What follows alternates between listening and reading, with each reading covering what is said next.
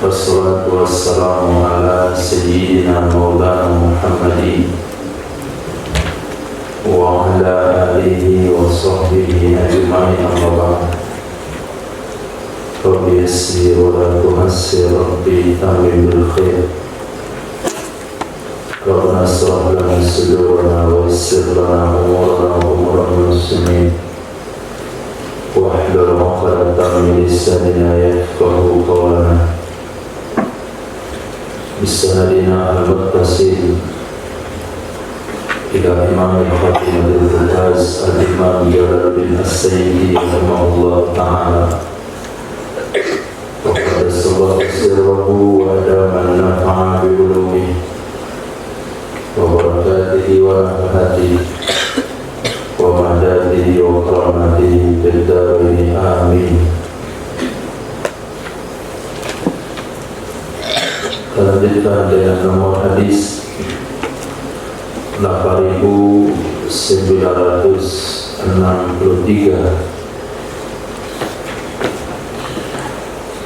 Hadis terdapat dalam kitab Tarikh Imam Bukhari daripada Qasim bin Abdurrahman mursal. Nabi sallallahu alaihi wasallam bersabda, "Man qata'a rahimah," siapa saja yang memutuskan ia akan hubungan rahim,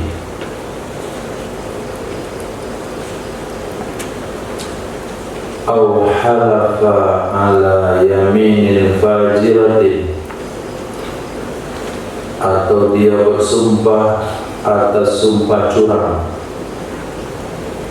atas sumpah bohong, ra'a wabalahu, itu dia akan melihat efeknya, akibatnya, qabla ayyamuta, sebelum bahwa dia meninggal dunia.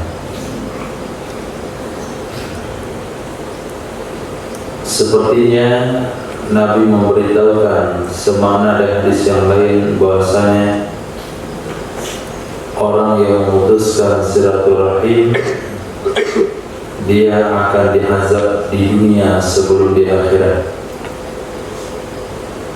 Minimal sebelum mati azab itu akan turun. Termasuk juga yang bersumpah curang, yang bersumpah bohong. Lihat mereka-mereka yang bersumpah dengan nama Allah ketika pelantikan jabatan, dan dia tidak punya niat untuk memenuhi sumpah tersebut. Sumpah yang diucapkan hanya sebatas tradisi, sebagai pelengkap sebuah ketetapan tradisi atau ketetapan syarat menjadi pejabat. Bagi yang melanggar sumpah tersebut, rata-rata melihat azab sebelum mati. Dibongkar kekurangannya, dipertontonkan ke publik tindakan-tindakan dosanya, dan macam-macam. Kalau soal penyakit itu nggak terhitung, macam-macam penyakit. itu sumpah bohong, sumpah palsu.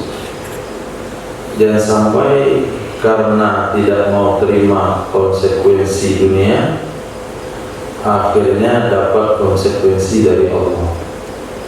Kalau konsekuensi dari Allah, maka awali hidup, jalani hidup dengan jujur saja. Jujur itu berat, tapi beratnya sebentar. Bohong itu beratnya sampai mati, atau sampai bisa mau jujur. Nah, antum merusak barang saya, oh iya, berapa? Kalau ada uang bisa ganti, aman. Nah, selagi masih ingat, tolong diperbaiki rak Quran yang ada di belakang sebelah kanan rusak. Itu enggak mungkin rusak karena dia tidak mengganggu siapapun, dan itu juga belum lunas sampai sekarang. Jangan sampai amanah orang yang ada di sini, antum tidak keluarkan uang begitu lalu dirusak dan tidak ada pertanggungjawaban. Turah Quran, dia tidak mengganggu jalan, antum berlari kemana-mana pun tidak akan pernah menyenggol orang tersebut, karena dia jauh di dalam dan kecil di tepi. Nah, kalau ada kerusakan seperti itu ada unsur kesengajaan. Kalau diselesaikan sampai hari Sabtu sore, nah, jangan sampai barang-barang di sini orang lihat kebaikan tapi malah dirusak. Nah, Taurat Quran itu mungkin kanan belakang. Nah, pastikan Sabtu sore sudah bagus sedia kala, seperti sedia kala. Nah, hadis berikutnya, Nabi SAW bersabda, "Man qa'ada ala firashin," siapa saja yang duduk ia di atas ranjang, maghribatin, wanita yang suaminya tidak di rumah, duduk di atas ranjang wanita yang suaminya tidak di rumah, berkunjung ke rumah perempuan ketika suaminya tidak di rumah, qayyadallahu lahu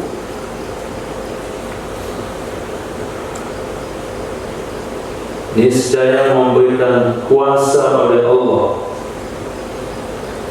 memberikan kuasa oleh Allah baginya orang tersebut akan ular besar, suhbanan, ular besar, yaumul qiyamah, pada hari kiamat. Nah,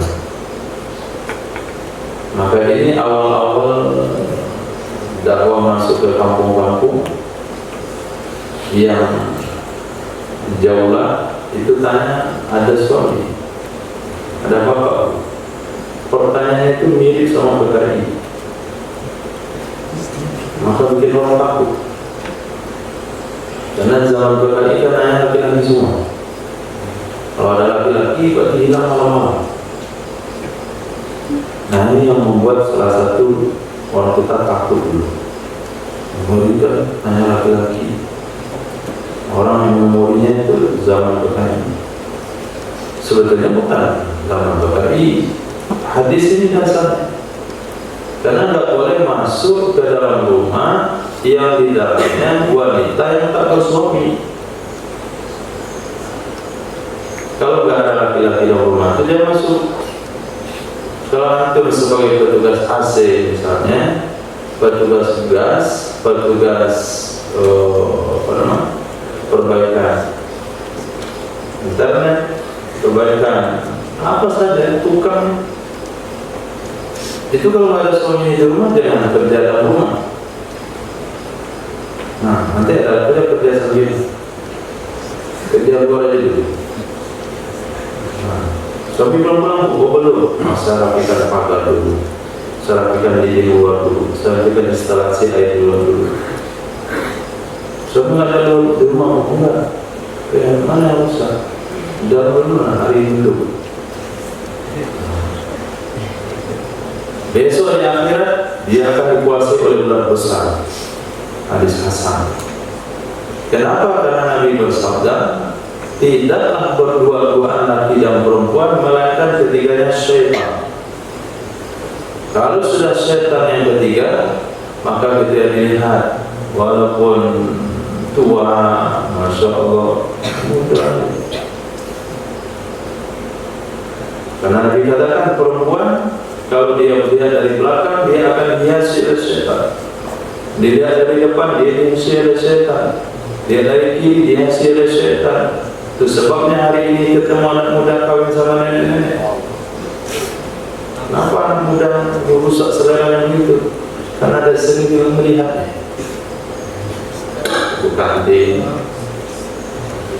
mahasiswa kawin sama ibu kantin, anak SMP kawin sama ibu kantin. Kenapa ibu kantin jadi sasaran? Karena saya nongkrong di kantin, orang belajar, ini nongkrong di kantin. Makan mie dari ibu kantin, minum kopi dari ibu kantin. Ayo jadi hati sama ibu kantin. Kasih tahu tuh udah tua, enggak. Cinta itu apa namanya?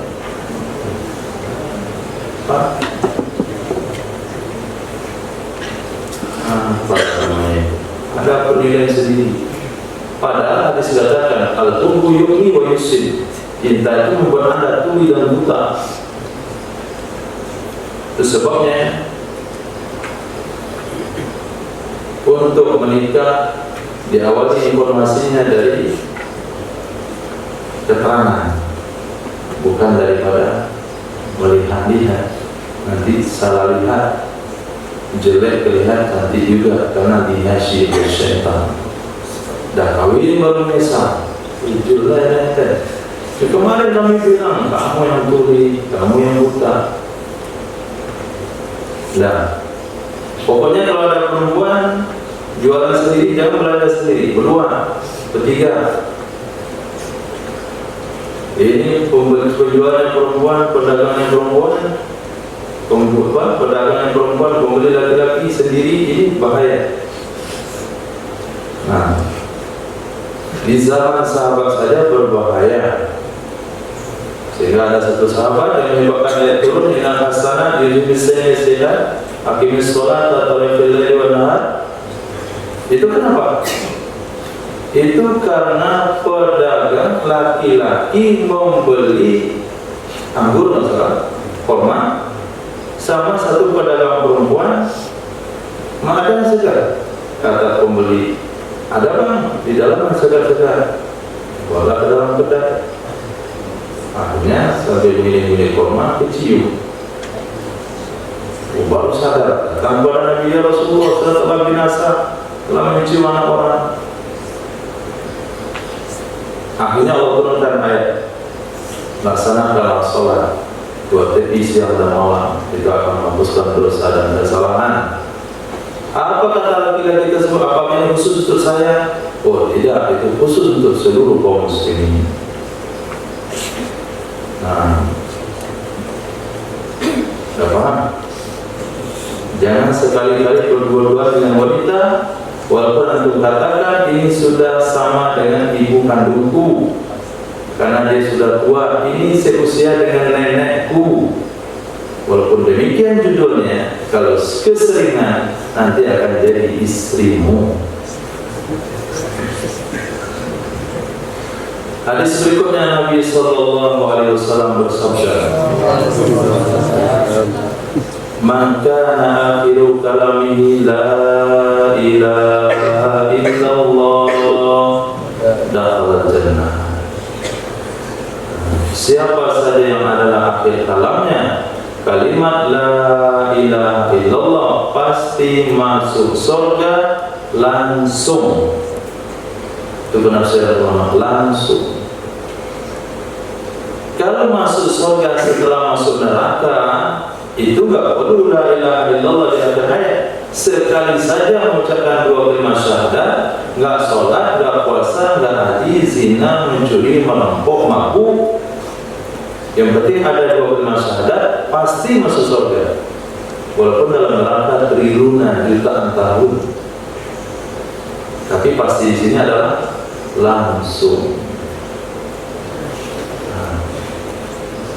Nah, di zaman sahabat, orang yang mengucapkan kalimat la ilaha illallah di akhir hayatnya itu semuanya. Kalau ada satu yang tidak bisa, itu akan menjadi berita besar. Ya Rasulullah, aku tidak bisa mengucapkan la ilaha illallah. Datang lagi ramai-ramai. Apa salahnya sehingga dia tidak bisa mengucapkan kalimat la ilaha illallah? Hari ini yang menjadi berita langka adalah dia mengucapkan la ilaha illallah di akhir hayat. Itu yang langka. Sebulan la ilaha illallah di hayatnya. Yang tidak mengucapkan la ilaha illallah di akhir hayat itu sudah menjadi berita neraka. Maka perlu ulama tasawuf, sehingga ulama tasawuf menekankan supaya kita mudah tutup mulut, supaya kita mudah mengucapkan kalimat la ilaha illallah di akhir hayat, maka harus kalimat itu dibiasakan. Kenapa? Karena Nabi bersabda, matan nasu ala ma yaishu, manusia akan meninggal sesuai dengan kebiasaan hidupnya, sehingga sering diucapkannya. Maka sering buat contoh-contoh oleh para penceramah. Sianu susah mati. Dah datang tuanku baca surah Yasin, enggak mati. Datang sultan baca surah Yasin, enggak mati. Datang piri lagi, enggak mati. Panggil kawannya. Ketika panggilkan kawannya, dilihatkan Q. Batu remi yang full merah itu, baru dia bentuk akhir hayatnya dengan Q. Bala 6 baru mati.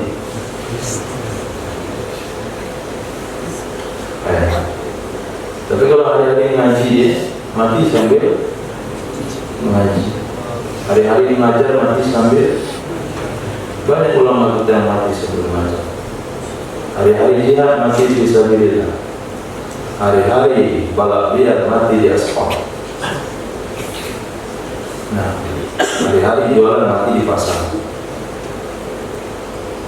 Hari-hari ke sawah mati di sawah. Maka pilih nama terbaik, yaitu dengan kalimat la ilaha illallah di Madinah Rasulullah, di Masjid Nabawi, di fisabilillah. Nah, fisabilillah di Madinah Rasulullah dengan akhir kalimat la ilaha illallah, itu mati sempurna. Hadis berikutnya Nabi SAW bersabda, "Man kana halifan," siapa saja yang ada ia itu bersumpah, terpaksa juga bersumpah, fala yahlif, maka jangan ia bersumpah kecuali dengan nama Allah. Man kana sahlan, Nabi SAW bersabda, siapa saja yang ada yaitu mudah, sahlan, hayyinan, sangat mudah, layyinan, lembut, haramallahu ala nari, itu mengharamkan akannya seseorang oleh Allah atas neraka. Hadis sahih. Sahlan, hayyinan, layyinan,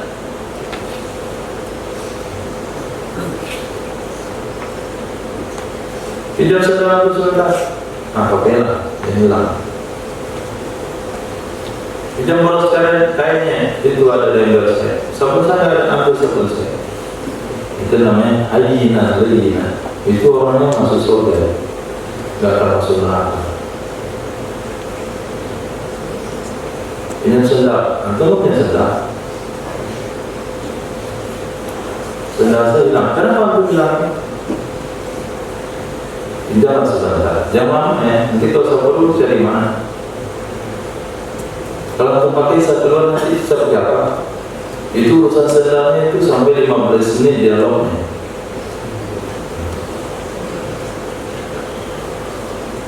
Itu namanya sulit orang. Maka banyak nanti pejabat-pejabat itu susah masuk neraka, susah masuk surga, karena banyak urusan yang sulit.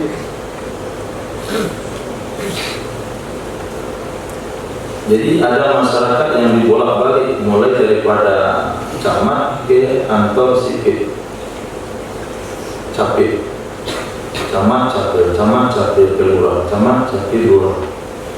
Itu tinggal urusan PTK sama kakak. Menurut ini. Nah,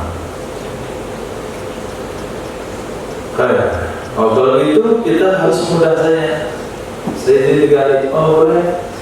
Saya nggak susah dari rumah, punya apa-apa. Itu kan salah itu. Dia mudah masuk surga. Itu nggak bisa hadisnya di sini. Nah, itu namanya tidak mendidik. Nah, bentar-bentar ikhlas semua. Saya pusing, oh ya, silahkan. Semoga cepat sembuh. Ngomong sama para budiman, mudah aja di rumah, kita coba dulu lah. Saya pusing, nggak masuk dulu, persilakan tidur, semoga cepat sembuh. Itu salah tafsir itu. Nah, dalam hal pendidikan itu nggak ada bahasa sahlan di sini. Nah, kenapa nggak ada bahasa sahlan? Karena teori dan trik santri itu tidak bisa dibaca. Banyak kamusnya dia punya. Dia santri itu banyak dia punya trik-trik. Bagaimana trik supaya tidak kena hukuman sopan? Orang sedang sibuk-sibuk dia pergi masang sopan. Nanti duduk dah bersopan aja. Tadi nggak bersopan selasa. Sekarang nggak bersopan lagi. Apa nih masang sopan? Oh, udahlah, nggak bersopan. Itu trik. Ada juga yang sebetulnya dia sengaja lambat-lambat bangun, kemudian harusnya dia ke WC dulu, tapi dia pertama dia nggak ke WC. Terpaksa memfarokok dia pergi ke WC. Saya nggak masuk, saya memfarokok. Kenapa? Kebelet berak. Seharusnya kamu dari tadi kebelet berak, cuma karena kalau kau berak masuk, sengaja wudhu duluan. Tapi karena air subuh panjang, memfarokok di situ dari satu orang. Itu trik santri. Tidak ada anak seusia antum itu sholat 10 menit, 15 menit memfarokok gara-gara kencing itu nggak ada. Gara-gara angin nggak ada, gara-gara berak nggak ada, kecuali karena memang nggak berak dari tadi. Kakek-kakek wajar. Jadi sama tadi nggak ada Islam mudah-mudah. Triknya itu sudah direkam semuanya. Dalam kamus saya itu kalau ditulis itu mungkin tebal mujid tadi. Itu nggak boleh salam-salam. Kalau salam-salam itu dibodoh-bodohin sama mereka aja gitu.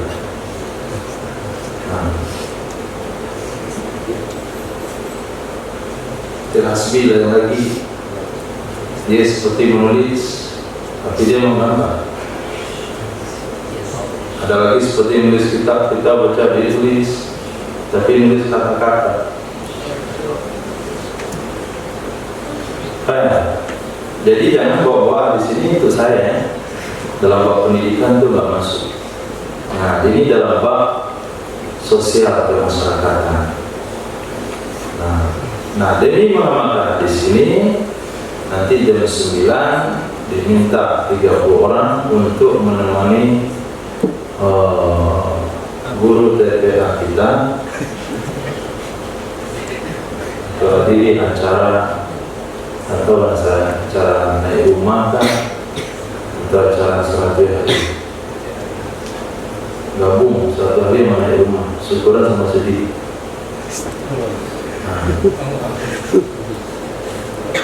Jadi yang catatan jangan terlambat sholat zuhur di sini, atau minimalnya setengah 2 itu sudah siap standby itu belajar jam 2. Hanya 2 mobil, satu.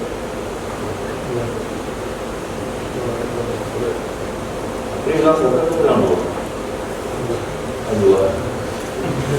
Itu salah nggak apa-apa. Nah, karena sudah diputuskan kemarin, maka bagi semuanya yang ada masalah, yang ada hajat itu masuk dalam musyawarah seminggu sebelum hajat itu naikkan. Bahkan 2 minggu sebelum hajat dilaksanakan, kecuali kematian itu nggak ada jadwal. Nah, hadis berikutnya Nabi SAW bersabda, "Man kana alaihi dainun," siapa saja yang ada di atasnya itu hutang. Man kana alaihi dainun, siapa saja yang di atasnya itu hutang. Fahamma, lalu dia bersungguh-sungguh biqadaihi, dengan membayarnya hutang. Dia punya hutang tapi berusaha terus membayar, terus kumpulkan uang bayar, terus kumpulkan uang membayar. Lam yazal ma'hu minallah haris, itu senantiasa bersamanya seseorang dari Allah, itu yang menjaga. Hadis ini yang menyebabkan Sayyidah Aisyah selalu berhutang, tapi dalam jumlah kecil, supaya selalu dijaga oleh penjagaan dari Allah.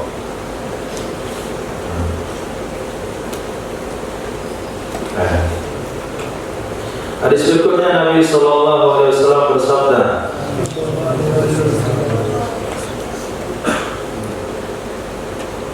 "Maka fil masjid," siapa saja yang ada ia itu dalam masjid, yantazirus sholat, menunggu ia akan sholat, fahuwa bis sholat, maka dianya seseorang itu dianggap sedang sholat. Man lam yuhdis, selama dia tidak berhadas. Hadis sahih. Nah, maka nanti ketika mengisi pengajian antara maghrib dan isya, ajak jamaah untuk pasangnya nunggu sholat,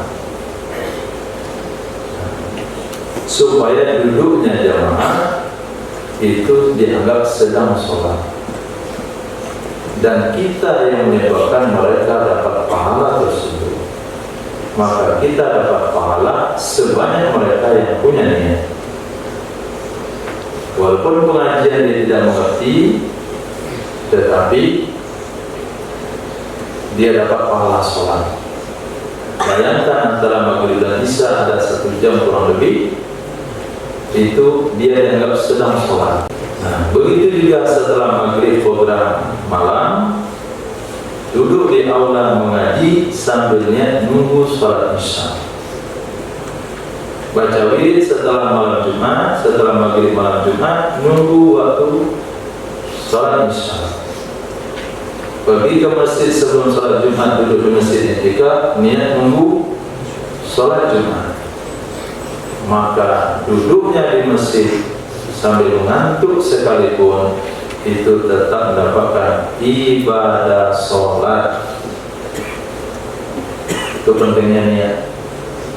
Ada orang duduk tapi nggak niat apa-apa, nilainya 0, cuma itikaf saja. Ada orang duduk niatnya nunggu sholat, maka dia dianggap sedang sholat. Hadis sahih. Hadis berikutnya Nabi sallallahu alaihi wasallam. Mulai mengantuk. Maka nafi qalbihi, siapa saja yang ada di dalam hatinya mawaddatun li akhihi, kasih sayang kepada saudaranya,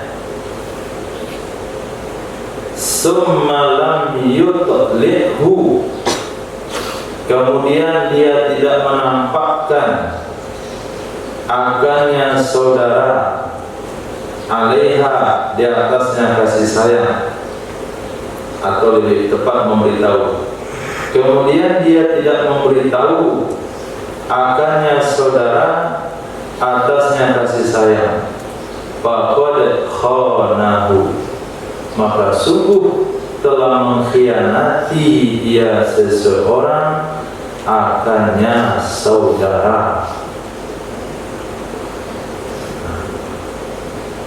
Orang tidak mendapatkan manis iman sehingga dia mencintai saudara muslimnya karena Allah dan Rasul. La yuhibbu ahadan illa lillah. Dia tidak cinta seseorang kecuali karena Allah. Nah, kalau ada seseorang yang kita cintai karena Allah, lalu tidak kita beritahukan kepadanya, berarti kita telah mengkhianatinya.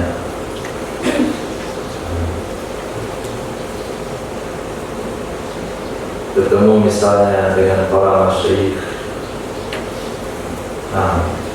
orang yang rasanya itu bukan ketaatan yang sejenak, bukan kesolehan sesaat. Kalau kita mengungkapkan cinta kepada dia, itu tidak akan mengecewakan. Kita bilang ana uhibbukum fillah. Apa jawabannya?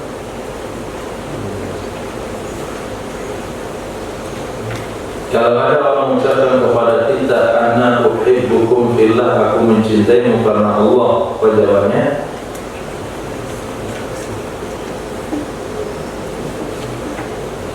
Kemarin sudah ada riwayatnya. Ahabbakallah alladzi ahbabtani ilaika. Semoga kamu mencintai Allah yang membuat kamu cintai. Nah,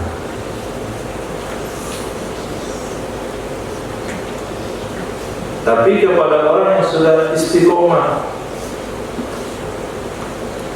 jangan kepada orang-orang yang baru tobat. Kita katakan kita mengagumi ketaatannya. Kita bilang anakku hukum billah. Sebulan atau suri perampok lagi. Ngapain sama orang itu? Nah, ini yang menyebabkan kita tidak berani mengucapkan sesuatu pada seseorang, karena kita khawatir istiqomahnya.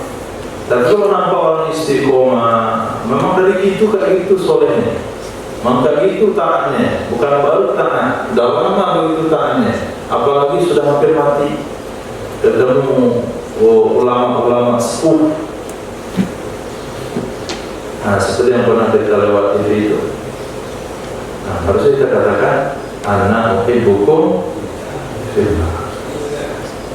Nah, setelah berpisah dengan ulama tersebut, sesuka sama beliau. Wah, kamu pengkhianat. Harusnya tadi waktu di depan dia kamu bilang saya mencintai Syekh. Kenapa udah tinggal bilang saya mencintai? Nah, kalau memang kita mencintainya karena Allah kasih tahu, kalau tidak kasih tahu berarti kita sudah mengkhianatinya. Gunakan pakai bahasa Arab, jadi bagus, jadi selamat. Anak hukum. Kalau nggak digunakan pakai bahasa Arab, jadi tersamar-samar dengan cinta pelangi.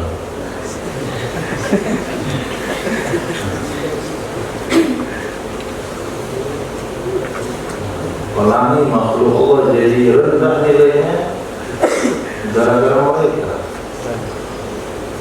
Nah, pakailah bahasa Arab, jangan pakai bahasa terjemahan, takut nanti lari segitu larangan. Saya sama ceritamu karena masuk lari diri belum ini apa? Tapi kalau bahasa Arab, ini sepertinya lebih mudah dipahami supaya tidak disalahartikan. Ini hukum fillah. Kita jawab, habbakallah alladzi ahbabtani ilaihi. Atau anda pastikan lagi jawaban yang lain dalam hadis yang sudah pernah kita baca. Hadis berikutnya, Nabi SAW bersabda, "Man kana qadiyan," siapa saja yang ada ia itu menjadi qadi. Siapa saja yang ada ia itu menjadi qadi. Faqada bil adl, lalu dia menghukum dengan adil. Fabil haram, maka dengan pantas, ayam qaliba minhu, bahwa dia kembali darinya qadi atau darinya memutuskan hukum, kafafa pas-pasan. Kafafa pas-pasan. Itu sebabnya qadi sureh, qadi termasuk, qadi yang sangat adil, qadi yang bijak, qadi yang penuh dengan trik-trik penyelesaian hukum tanpa banyak sengketa. Banyak orang mengaku tanpa menyadarinya.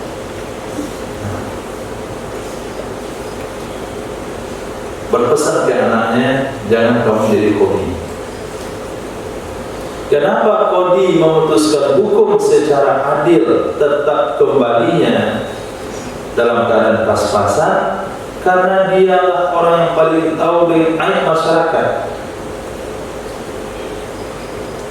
Ulang itu, oh ini wanita yang dilaporkan suaminya. Datang ke kondangan, oh ini laki-laki yang dikasih tahu yang dilaporkan oleh istri. Oh ini anak yang dilaporkan oleh bapak. Oh ini bapak tua yang dilaporkan oleh cucunya. Semua kekurangan masyarakat itu dia tahu. Dan hari-hari dia mendengar ghibah yang walaupun hukumnya halal karena memutuskan hukum, tapi yang namanya mendengar perkara jelek tentu kesannya ke hati juga jelek. Keputusannya yang adil dengan mendengar ghibah setiap hari itu menyebabkan permainannya kafafa, draw. Nah, kan draw. Hadis berikutnya, Nabi SAW bersabda, "Maka lahu imamun," siapa saja yang ada baginya itu imam, fa qira'atul imami lahu qira'atun, maka bacaan imam baginya seseorang itu adalah bacaan.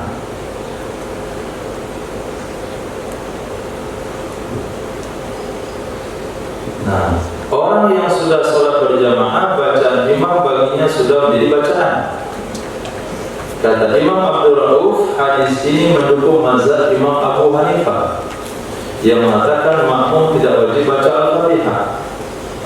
Tapi hadis tersebut masih umum, banyak taksisnya. Maka mazhab Imam Syafi'i mengatakan bacaan yang dimaksud adalah bacaan surah, bukan bacaan Al-Fatihah, seperti hadis yang kita sudah baca sebelumnya yang mengandung. Hadis berikutnya, Nabi SAW bersabda, "Man kana lahu sa'ah," siapa saja yang ada baginya kemampuan, siapa saja yang ada baginya kesanggupan, walam yudhi, dan dia tidak mau berkorban, fala yaqrabanna musallana, maka jangan sekali-kali dia mendekati tempat sholat kami. Jangan sekali-kali dia mendekati tempat sholat kami. Ini bukan bukan larangan untuk sholat, tapi luahan emosinya Nabi. Kalau kamu punya kemampuan lalu tidak mau berkorban, gak usah datang ke tempat sholat kami. Pergi ke gereja situ, pergi ke biara situ, jangan datang ke tempat sholat kami. Karena orang-orang yang cocok datang ke tempat sholat kami adalah orang-orang yang punya jiwa berkorban. Dia mengantuk saat terganggu melihat orang mengantuk, terganggu konsentrasi, sehingga apa yang disampaikan tidak lurus, tidak maksimal.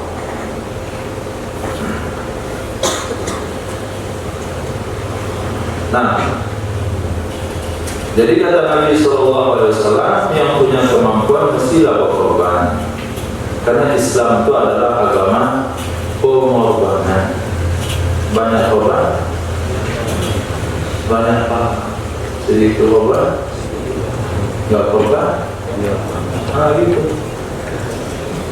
Itu konsepnya.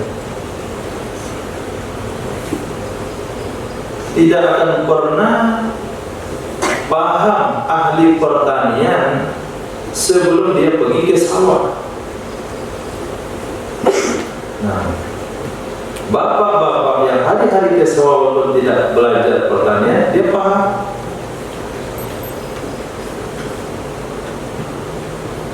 Antum masuk STM bagian bengkel nggak akan paham kalau dulu korban.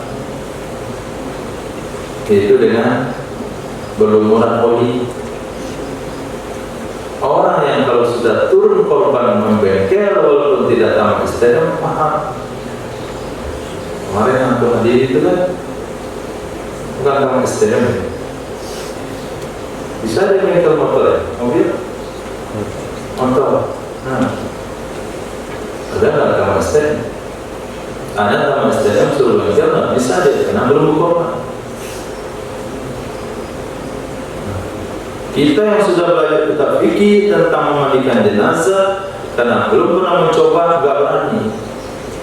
Orang-orang di kampung walaupun tidak belajar fikih jenazah, tapi bisa memandikan jenazah karena korban. Jadi Islam agama pengorbanan. 13 tahun itu pengorbanan yang sulit.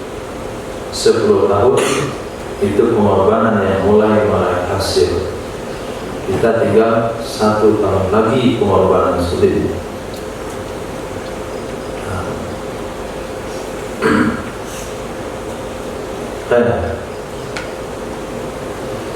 Hadis berikutnya Nabi SAW bersabda di Sahih, man kana sya'run, siapa saja yang baginya ada rambut, falyukrimhu, maka hendak memuliakan ia akan rambut. Kalau punya rambut hendaklah dimuliakan. Nah, jangan diwarnai seperti ayam murahan yang dijual di pasar. Nah, itu ayam-ayam yang tidak bisa bertelur. Ayam buras seharusnya, tapi dia jantan, nggak mungkin bertelur. Dan jarang orang mau beli, karena dia bukan ayam potong. Ayam potong memang khusus untuk diambil dagingnya. Ini ayam jantan yang diinginkan telurnya, hanya nggak laku. Lahirlah ide-ide orang Indonesia, kasih warna hijau, warna biru, warna kuning, warna merah. Itu orang-orang gak laku.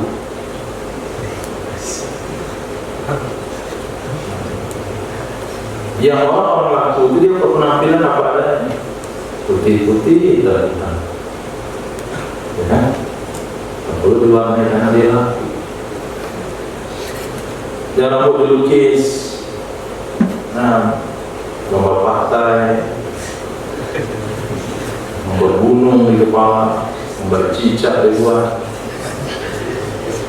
Kepala dilukis, dimodif, kehiasan. Kata Nabi, muliakan, potong rambut sesuai dengan sunnah.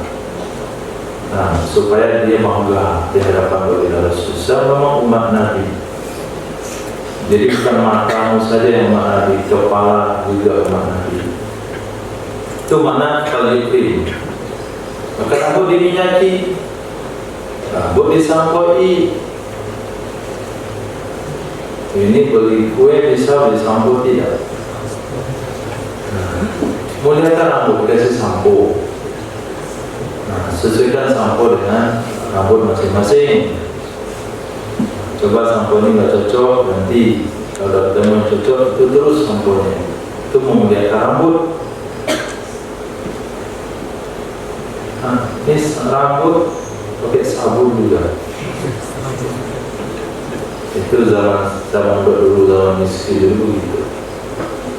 Kami punya sabun satu, sabun itu untuk 3 fungsi. Untuk sampo, untuk odol, untuk badan. Odol sudah dipotong, ambil isinya habis juga. Belum ada uang lagi beli odol. Sabunnya gosok dikit. Dari busa, nyaman juga kan. Itu kalau hidup darurat tidak apa-apa. 3 in 1. Rambut disabun juga, badan sabun juga. Cuci sabunnya sedikit. 3 in 1.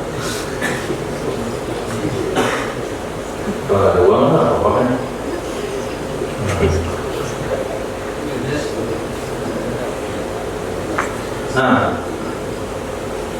Tapi kalau sebelum cuci jangan bawa begitu. Cucian tempat 4 in 1 itu bahaya. Cuci kain, sampo juga, odol juga, badan juga. Itu Masya Allah, nggak pernah dari. Muliakan rambut, kasih minyak sebelum tidur. Sebagai minyak adalah minyak zaitun. Saya bukan pedagang minyak, tapi kalau nanti saya akan minyak zaitun. Sebelum tidur pakai minyak zaitun. Paginya bilas pakai sampo. Sebelum tidur minyak zaitun. Paginya pakai sampo. Rambutnya bagus. Kemudian dipotong yang rapi, jangan dibuat acak-acakan. Panjang di sisi. Rambut termasuk juga jenggot dari sampo.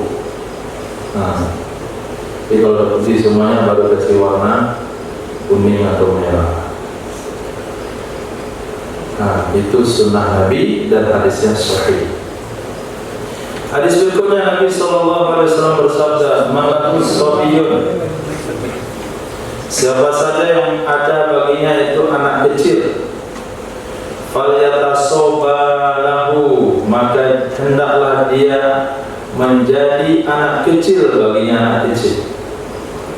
Maka hendaklah dia menjadi anak kecil baginya anak kecil. Sehingga Nabi ketika bermain Sayyidina Hasan Hussein, Nabi jadi tunggangannya. Datanglah Sayyidina Abu Bakar ke rumah Sayyidah Aisyah. Lihat Nabi ditunggangi oleh Sayyidina Hasan dan Hussein. Apa kata Sayyidina Abu Bakar? Ni'mar rakib wal marfu. Alangkah indahnya yang mengendarai dan yang dikendarai. Yang mengendarai 2 cucu Hasan Hussein, yang dikendarai Nabi SAW. Nabi datang ke rumah Sayyidina Anas bin Malik. Adik tiri Sayyidina Anas menangis karena bunuh pipitnya mati. Maka Nabi menjadi yatasoba, ya Abu Umair ma fa'ala Nuwair. Maka ada yang antara antum saya itu cocok menjadi guru paut. Guru paut, karena dia bisa ketemu anak, bisa jadi anak. Siapa? Ada yang dengan anak-anak juga seperti orang dewasa. Dulu pakai Nah, jadi coba baik apa ngomong dengar kalau ada bayi itu baru usia 2 tahun. Disiplin militer karena bapak tentara. Enggak, kalau bapak tentara pun hari-hari di medan tempur, kalau pulang ketemu anak bayi seperti anak bayi juga. Itu sunnah Nabi Sallallahu Alaihi Wasallam. Hanya menyesuaikan diri dengan anak bayi, tidak dengan yang lain. Ketemu dengan pelaku maksiat, pura-pura jadi pelaku maksiat, ketemu dengan wanita jadi wanita, ketemu lagi jadi laki-laki, ketemu dengan bencong jadi bencong. Bukan itu masalah, khusus untuk anak sobi saja. Maka kalau qalbun soleh, siapa saja yang ada baginya hati yang baik, hati yang bagus. Hati yang bagus itu niatnya baik. Enggak ada terlintas di benak dia orang susah. Enggak ada terlintas di benak dia untuk merugikan orang. Yang ada di benak dia cuma orang dia dapat manfaat, supaya orang tidak rugi, supaya orang tidak sengsara, supaya orang tidak kehilangan. Pak, maaf, barangnya itu nanti jatuh.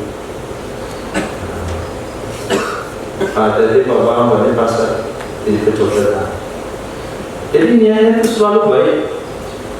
Tahanallahu alaihi, niscaya Allah akan berlemah lembut kepadanya. Niscaya Allah akan berlemah lembut kepadanya. Maka selalu ulama tasawuf membersihkan hatinya. Jangan pernah nampak orang lain lalu yang berpikir adalah proyek dagu. Nah, ini kalau pulang ini bisa sama mati. Kalau pulang ini bisa saya jual barang dagangan saya. Kalau pulang ini bisa saya tawarkan sarung saya. Datang ke sini bisa saya tawarkan produk saya. Jadi pikirnya cuma keuntungan sendiri saja. Itu hati yang tidak baik. Hati yang baik, dia tidak memikirkan keuntungan pribadi, tapi dia memikirkan bagaimana tidak merugikan orang. Nah, maka Allah akan memperlakukan dia secara baik. Kalau setiap kita memiliki hati yang sama dengan hati yang dimasukkan dalam hadis ini, maka dunia ini baik. Polisi hanya mengingatkan. Nah, memang betul-betul punya niat baik untuk para pengguna jalan raya.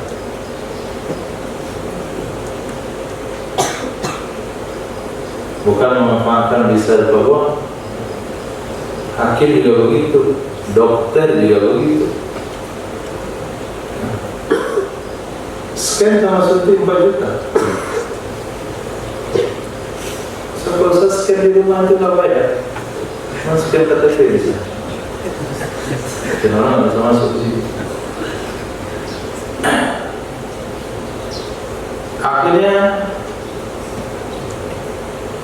banyak yang memanfaatkan saya. Nggak pernah membuat pertimbangan macam-macam sebagainya. Akhirnya rusak. Nggak usah pikirkan orang, pikirkan hati kita masing-masing.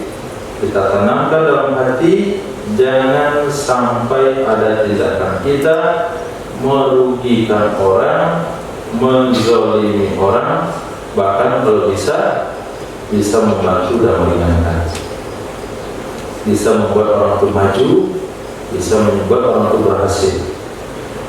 Hadis berikutnya Nabi SAW bersabda, "Maka lagu malun, siapa saja yang baginya ada harta, fal yuro alaihi asaruhu, maka hendaklah dilihat atasnya harta atasnya seseorang akan bekasnya harta." hendak dilihat atasnya seseorang akan bekasnya harta. Nah, ini syukur namanya. Syukur.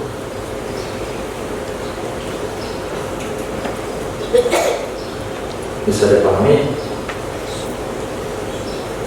Sedang kita punya dua warna, kuning satu, merah satu. Alhamdulillah kita dapat uang. Uang disimpan sedang tidak diganti, tetap dia dua warna. Itu orang yang tidak bersyukur. Ganti sana. Niatnya untuk memperlihatkan nikmat Allah Ta'ala.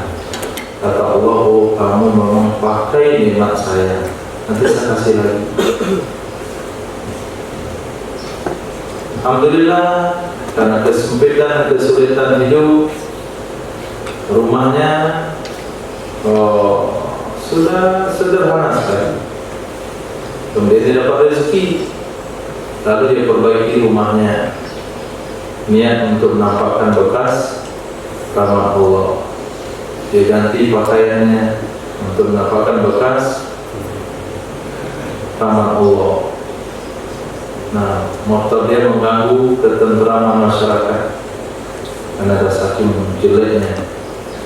Nah, dapat uang diganti motornya, niatnya untuk menunjukkan bekas nikmat Allah. Itu syukur. Tapi dia punya uang terganti, nggak diganti. Ada uang terganti sendal yang sudah rusak, nggak diganti. Ada uang terganti motor rusak, nggak diganti. Ada uang terganti baju rusak, nggak diganti. Punya uang, nggak punya uang, begitu saja penampilannya.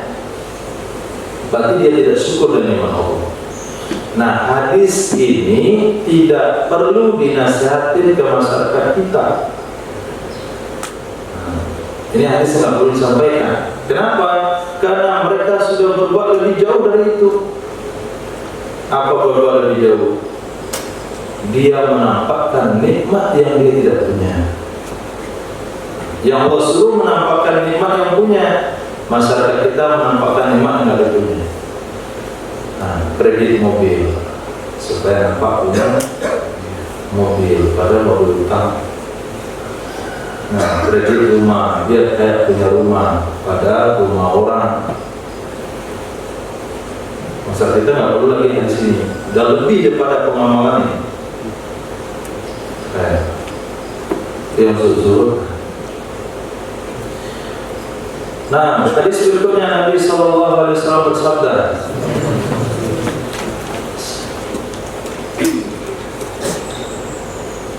maka wajhani di dunia. Siapa saja yang ada baginya dua muka di dunia.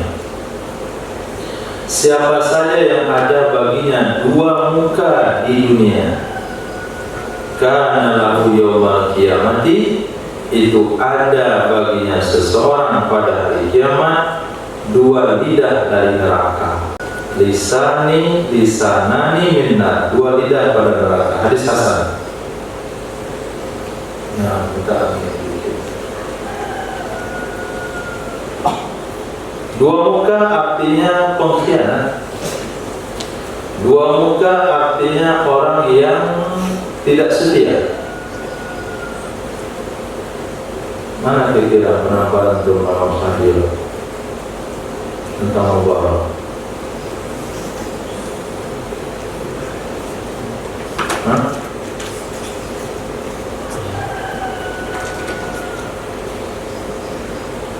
Atau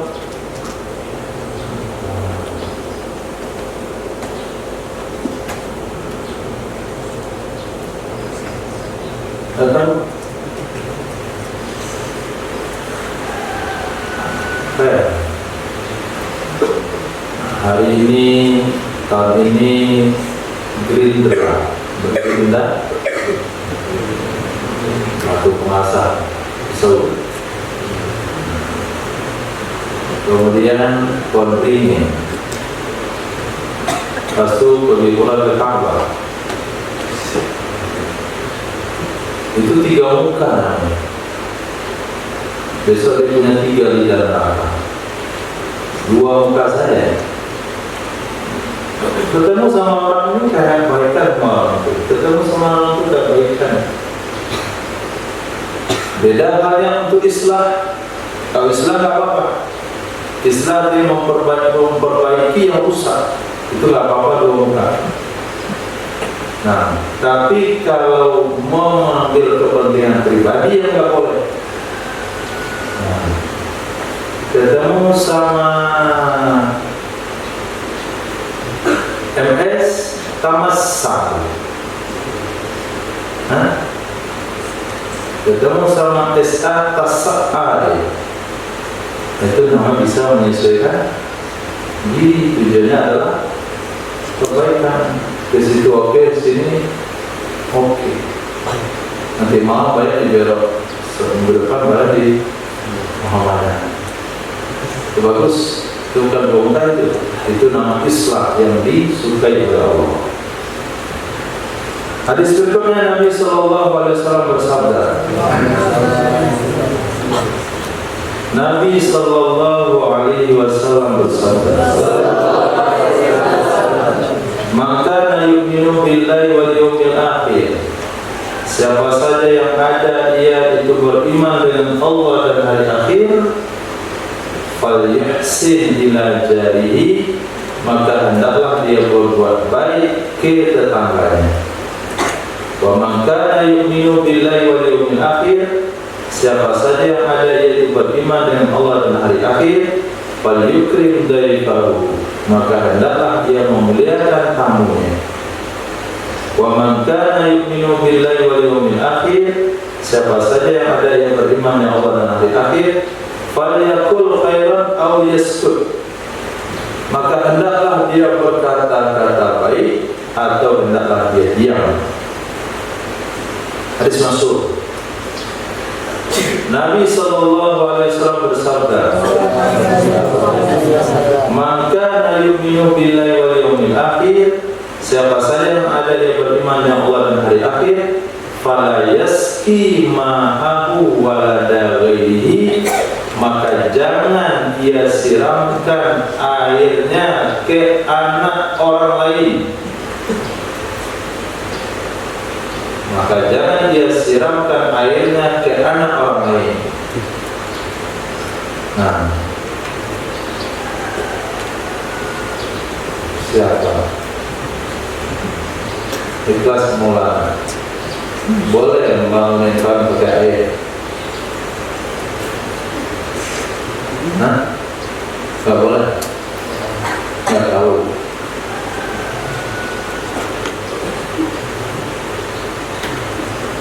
Boleh Husain.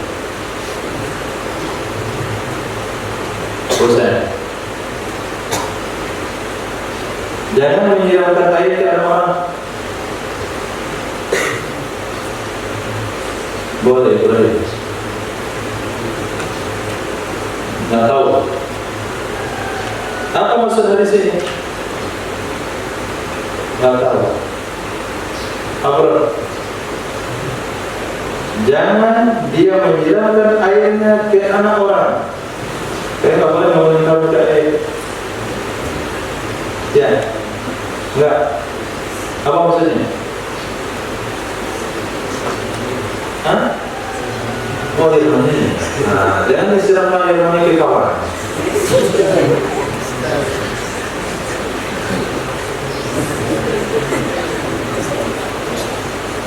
Bukan itu maksudnya. Nah, jangan menggauli wanita yang di dalamnya ada anak orang. Satu, kalau ada laki-laki kawin dengan perempuan yang sedang hamil dari zina, apa hukum perkawinannya? Satu batal.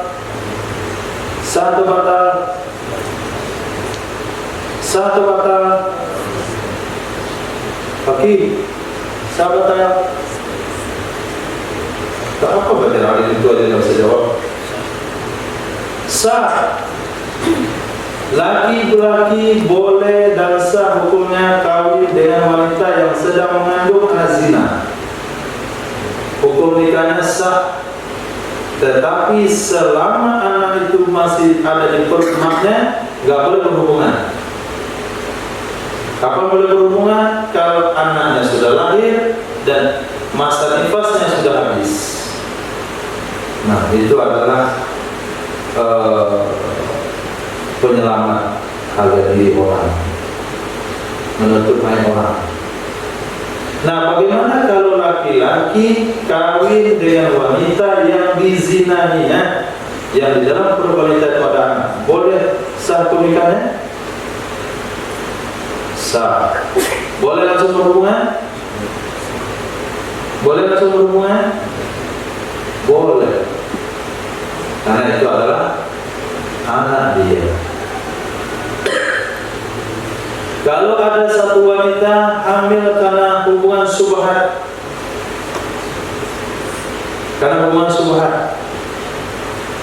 ada salah satu wanita ditinggalkan oleh laki-laki pergi jihad, kemudian tentara pulang.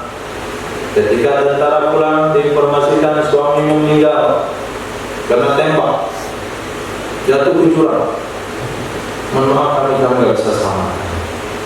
Hanya berkabunglah wanita tersebut menjalani iddah 4 bulan 10 hari.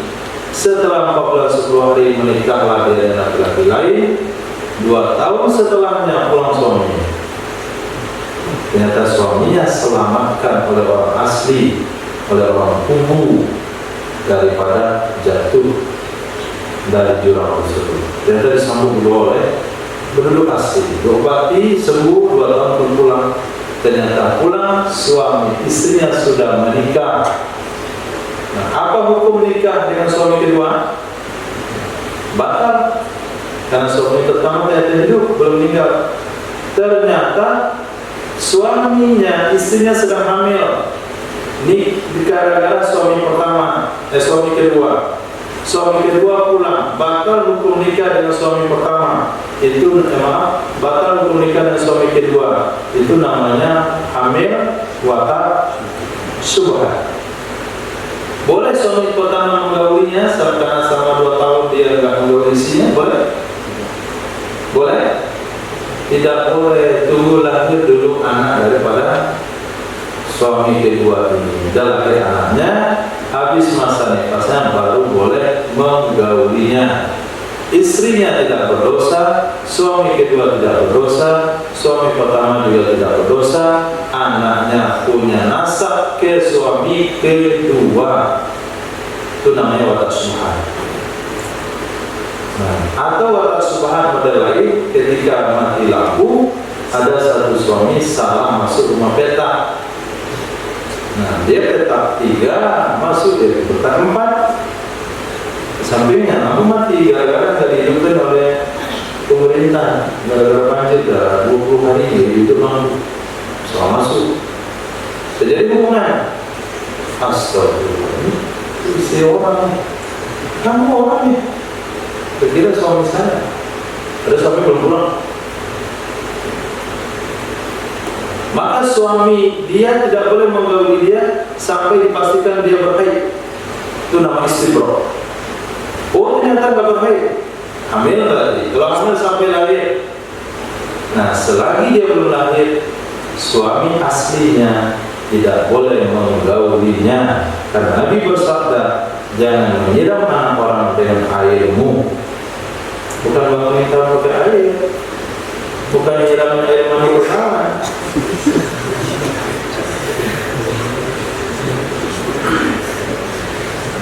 Hadis berikutnya Nabi SAW bersabda, "Man kana yu'minu billahi wal yawmil akhir." Siapa saja yang ada yaitu beriman dengan Allah dan hari akhir, fala yurawwi'anna musliman. Maka jangan sekali-kali dia membuat takut seorang muslim. Maka yu'minu billahi wal yawmil akhir. Siapa saja yang ada yaitu beriman dengan Allah dan hari akhir, fala yalbas hariran wala dhahaban. Maka janganlah ia memakai kain sutra dan jangan pula emas. Laki-laki nggak boleh pakai emas, walaupun campuran emas, pakai cincin dari suaso, nggak boleh dipakai laki-laki karena campuran emas. Kalau ada jam tangan dikatakan ada dua campuran emas 24 karat, nggak boleh dipakai. Kacamata yang dilapisi emas nggak boleh dipakai. Kain yang sutra nggak boleh dipakai. Campuran sutra lagi 50% nggak boleh dipakai. HBS nggak boleh dipakai. Hah? BHS malah.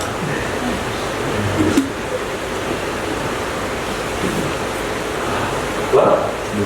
BHS itu sarungnya mahal, kebanggaan para kiai, membanggakan sesuatu yang diharamkan.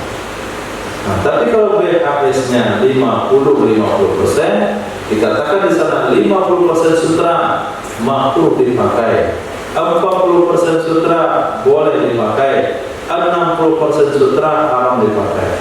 Apalagi bilang 100% sutra. Nah, belilah kain 100% cotton. Nah, itu haram.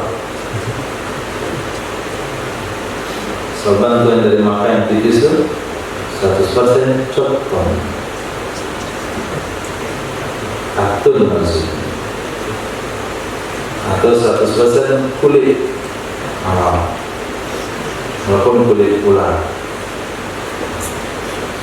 Maka yu'minu billahi wal yawmil akhir, siapa saja yang beriman ia dengan Allah dan hari akhir, fala yalbas khuffaihi, maka janganlah dia memakai dua sepatunya hatta yang fudhahuma, sehingga dia memastikan akan keduanya dua sepatu. Yang fudhah itu adalah mengambil sepatu, kemudian telapaknya diposisikan ke atas, kemudian dipukulkan bagian yang masuk kaki ke tangan. Itu yang fudhah, apa namanya? Sepatu, ambil ujung bagian kaki, posisikan telapaknya ke atas, bagian kakinya dipukul-pukulkan ke lantai. Apa nama bahasa Indonesianya? Nggak tahu bahasa Padangnya. Hah? Apa? Membersihkan dalam sepatu? Itu ada bahasa Indonesia untuk membersihkan bagian dalam sepatu. Apa bahasa Padangnya? Karena juga ujung sepatu untuk pegang, telapaknya ke atas, bagian kakinya pukulkan ke lantai. Itu apa namanya? Bahasa Padang. Nah, kalau bahasa kami namanya yang fudhahuma. Lagi bahasa Indonesia. Jadi yang beriman dengan Allah dan hari akhir jangan pakai dua sepatu kecuali dipastikan dulu isi dalamnya. Karena riwayat ini disampaikan oleh Nabi ketika Nabi pengen memakai sepatunya, akhirnya sepatu Nabi disambar oleh elang, kemudian dibawa ke atas, kemudian dijatuhkan. Pas dijatuhkan keluar kalajengking dari dalam sepatu Rasul.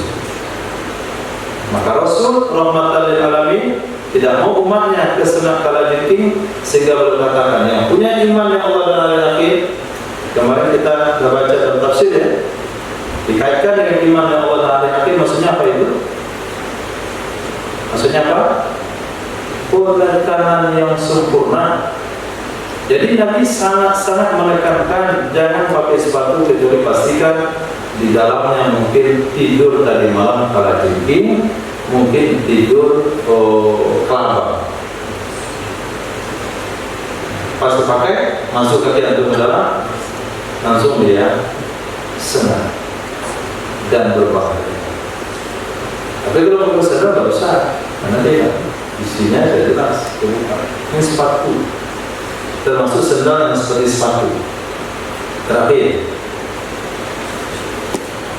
Maka yu'minu billahi wal yawmil akhir, siapa saja yang ada dia beriman dengan Allah dan hari akhir, fala yadkhulul hammam bighairi izar, maka janganlah dia masuk ke kolam renang tanpa sarung. Janganlah dia masuk ke hammam, tempat pemandian umum, kolam renang, tempat bilas selepas mandi di kolam renang, pemandian umum, kecuali dengan sarung. Maksud sarung adalah pakaian yang menutup seukuran sarung, di atas pusar, di bawah lutut. Nah, kemarin ada satu keliling, saya lihat satu orang motornya celananya pendek, nggak boleh mandi tuh hammam tuh, kolam renang umum, apa? Kolam renang, tempat mandi umum, nampak panjang itu ramai kan? Itu mandi seperti tentara, itu harus pakai izar, di atas pusar, di bawah lutut.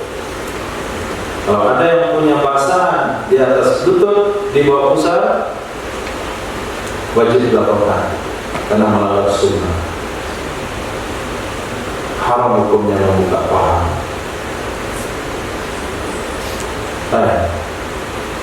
Wajib antum laporkan kalau ada kawan mandi yang basahannya di bawah pusar, di atas lutut, apalagi dia pakai segitiga pengaman. Oh, itu langsung kita takzir. Nah, dari sini lihat sana, tergantung di kardus ini, bikin gambar segitiga. Nah, mandi dengan segitiga pengaman haram. Maka yu'minu billahi wal yawmil akhir, siapa saja yang ada ia beriman dengan Allah dan hari akhir, fala yudkhil halilatahu al-hammam, maka jangan dia memasukkan, artinya mengizinkan istrinya ke kolam renang, istrinya ke pemandian umum. Nah, tentu ada pengecualian. Kalau semuanya perempuan, itu nggak apa-apa. Memang kolam renang perempuan nggak apa-apa. Tempat mandi air panas perempuan nggak apa-apa. Nah itu dimana kita mandi air panas, kan bisa lagi perempuan. Nah, maka kalau mandi masuk kolam air panas itu harus pakai celana di atas pusar bawah lutut. Ada kawan kita langsung masuk, bilang kolam renang, masuk dia langsung keluar. Pas masuk langsung keluar, merah badannya seperti kepiting baru digoreng. Jadi mandi air panas itu perlu penyesuaian dengan badan. Masukkan dulu jempol saja. Nah, masuk jempol, baru masukkan jari-jari. Kemudian turunin bawah separuh, kemudian ke mata kaki, kemudian naik sampai ke lutut. Lutut agak lagi, ke paha, agak lama ke paha. Jangan saja turun ke bawah. Nah, itu setengah makan. Hadis terakhir, wa man kana yu'minu billahi wal yawmil akhir, siapa saja yang ada yaitu beriman dengan Allah dan hari akhir, fala yajlis, maka janganlah dia duduk ala ma'idatin, di atas meja makan, yudaru alaihil khamru, yang dihidangkan di atasnya akan khamar. Nah, hadisnya bisa dikembangkan, jangan belanja di minimarket yang jual bir bintang. Jangan masuk ke restoran yang menyediakan bir bintang. Nah, jangan duduk di meja makan yang di sana ada temanmu yang minum minuman memabukkan. Wallahu a'lam bishawab. Subhanallah, subhanallah,